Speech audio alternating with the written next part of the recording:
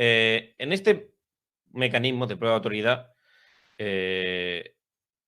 vamos a elegir un validador por una forma que esté establecida en el propio código, ¿vale? En el propio código de la red, en el propio código de la blockchain, ahí está establecido en el mecanismo que vamos a elegir cuál de los nodos va a validar, ¿vale? Nosotros no elegimos, por ejemplo, tú estás en Solana, por ejemplo, y puedes elegir un nodo, por ejemplo, para delegar tus tokens y que él tenga un poder, un peso en el staking y pueda participar en la validación de los bloques. No, aquí en el código de la red, está marcado quién y cómo va a hacer esa validación del bloque. No me refiero a quién, Pepito, Juanito, sino el mecanismo, es decir, cómo se va a seleccionar ese proceso, ¿vale? Aquí no se necesita, el validador no necesita un cálculo, no necesita realmente que el equipo tenga nada de especial, no tiene que hacer un cálculo, no tiene que hacer trabajo, de hecho ni siquiera necesita tener en posesión ninguna cantidad de activos, ¿vale? O sea, yo puedo ser validador de una red de prueba de autoridad sin tener ninguna cantidad de activos. Ahora bien, y aquí hay que marcar algo, normalmente, como es lógico, una red mediante la fundación, mediante el código que tenga, mediante el protocolo, va a pedirte que compres tu derecho, ¿vale? Bien sea con moneda tradicional o como es lógico, con token para que compres tu derecho para validar eso. Pero no es lo mismo, ¿vale? No es lo mismo que yo, para ser validador, tenga que tener una cantidad, unos requisitos mínimos de cantidad de token, que lo que estamos viendo aquí, ¿vale? Aquí es que la empresa, la fundación, el colectivo me va a pedir que compre mi derecho para estar ahí. Bien. Pero claro, ¿qué seguridad nos va a dar este sistema de que no ocurra nada indebido? Si yo puedo de alguna manera comprar mi derecho a estar ahí, ¿qué seguridad me da este mecanismo, este sistema de prueba de autoridad frente a otro tipo de mecanismos? Bien, vamos a ver primero ese proceso establecido en el código. ¿Cómo hacemos esa elección de quién valida el bloque en la red? Bien, pues en prueba de trabajo, a diferencia de otras redes, no cualquier persona puede convertirse en validador de estas redes.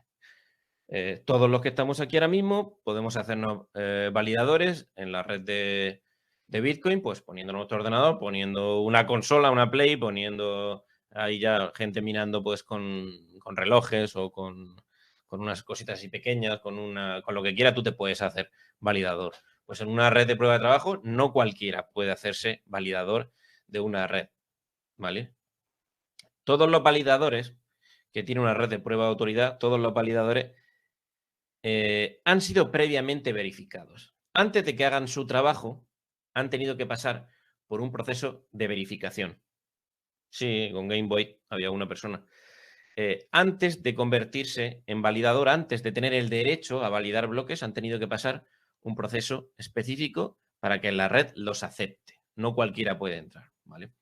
Y aquí es donde entra ese KIC específico y completo y complejo que tiene que pasar un validador. ¿Cualquiera puede ser validador?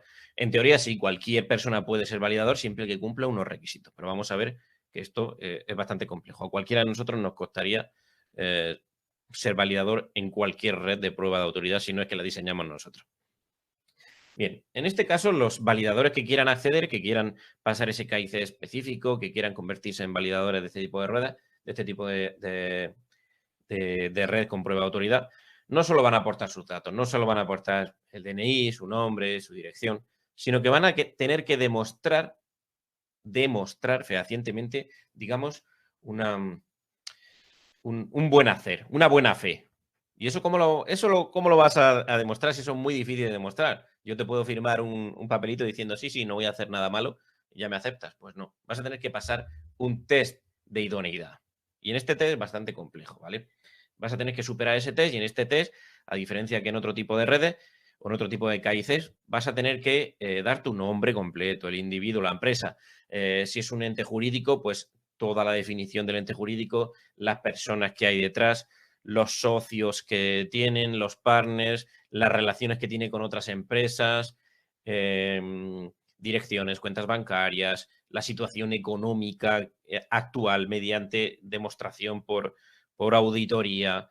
Vas a tener que pasar, se va a tener que revisar tu fama, tu prestigio. Es decir, no es lo mismo que lo haga yo, o lo haga mi panadero, o lo haga lo que sea, que lo haga Binance.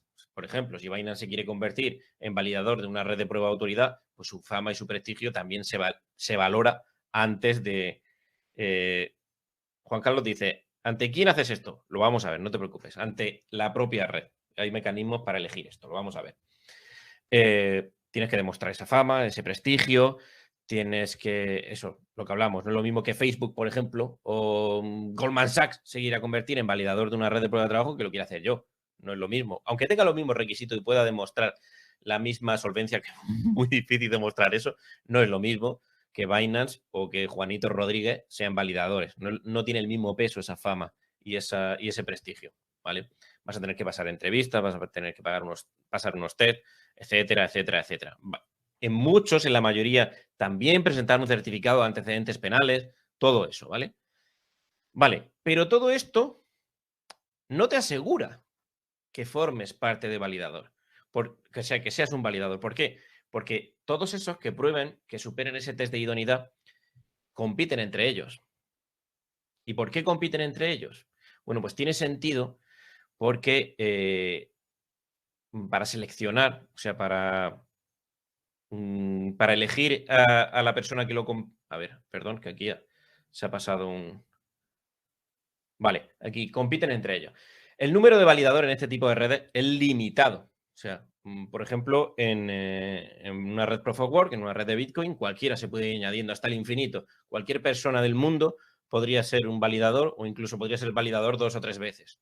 En una red de prueba de autoridad, el sentido que tiene la prueba de autoridad es que el número de validadores es limitado. El número de validadores es limitado. Entonces, todos los que pasan esa prueba, ese KIC, ese test de idoneidad, compiten entre ellos, ¿vale? Porque al ser limitado, aunque tú pases todo ese KIC y superes ese test de idoneidad, puede que no logres entrar de validador si no queda un hueco libre. Si la red, por ejemplo, tiene 100 validadores, Pi Network, pero si eso no es... En Pi Network no entra nadie. Eso no son, de hecho no era una blockchain en sí.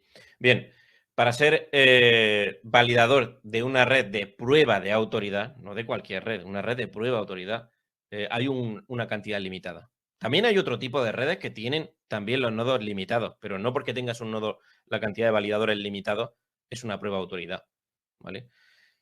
Las pruebas de autoridad de por sí y sentido tienen que tener la cantidad de validadores limitados para que entre a jugar este sistema de competir por el mejor puesto, por el que tenga mejor, que sea más idóneo, ¿vale? Vamos a ver, pero entonces, ¿cómo se va a elegir quién entra a formar? Y aquí me lo preguntáis, ¿cómo se va a elegir quién entra a formar parte de ese selecto grupo? ¿Vale? Porque aunque yo haya pasado todo ese test complejo que se me ha dicho, puede que no consiga un espacio, porque a lo mejor son 20 nodos o 100 validadores, ¿vale? Y no queda ningún hueco. Y yo me postulo, paso todo ese test de idoneidad, pero no queda hueco, entonces no se me puede elegir. Vale, pues entonces, al existir esto de que hay un espacio limitado, a la hora de que quede un espacio libre, ahora lo vamos a ver cómo puede quedar un espacio libre, puede haber 20, 100, 1000 que se postulen para ese espacio. Entonces, por eso tienen que competir en fiabilidad, tienen que competir por la transparencia. Todos esos puntos que hemos visto antes no vale con superarlos. Quien sea mejor, quien sea más transparente, más fiable, tenga una mejor reputación, más fama, entonces ese será el que consiga el sitio. Entonces, ese sistema es el que genera esa propia pelea entre todos por ver quién es más honrado, ¿vale? Quién es más transparente, más fiable. Hola, soy Will, formador en Culta. Si te ha gustado este vídeo y quieres ver más contenido de valor como este, puedes acceder a nuestra plataforma de manera gratuita por 7 días, donde podrás aprender sobre criptomonedas, NFTs, DeFi, programación con Solidity y fiscalidad, pero también mucho más. También podrás conseguir más vídeos en nuestro canal de YouTube si te suscribes.